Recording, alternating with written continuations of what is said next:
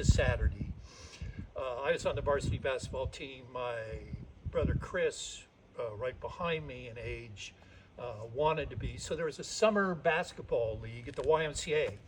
So my father, who'd had to drive us there before, wanted me to take a station wagon and my brother pick up this other player up around the block in this court we lived in and, drive to the YMCA. My mother said, absolutely not. He'll run over a dog or something before he goes 500 feet. And my father says, no, Steven's kind of a strange guy, but he's got to start shouldering some responsibility. Oh, he looked at me and he said, you can do that, can't you, Steven? I said, oh, absolutely. My brother, who was there, said, I'll quit the basketball team. He said, if he drives, I'm going to die.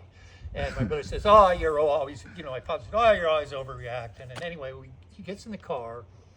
So I pull out of the driveway. We start around the block. And my brother is all the way on the other side, against the passenger door. And he's holding on the handle. I said, what the fuck are you doing? He said, I'm going to jump. He said, I'd rather risk my life jumping. This is your first time driving. A bolster of confidence from your brother. And so I said, okay. And we started to go up this hill. And I said, grab the wheel for a minute. And he said, well, what do you mean? He'd never driven or anything. I said, just hold the wheel. I got to light a cigarette. And he said, number one, you're a basketball player. You shouldn't be smoking. Number two, you can't do two things at once. And I said, well, since when? So I was always trying to find some use for these long legs. So I kept my foot on the gas, but I brought my knee up. Why am I still here?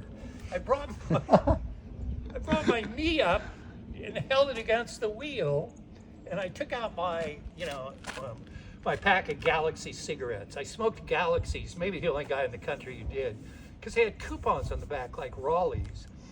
And I was trying to save 18,000 of them for a St. Bernard puppy. Yeah, I'd be long dead by that fucking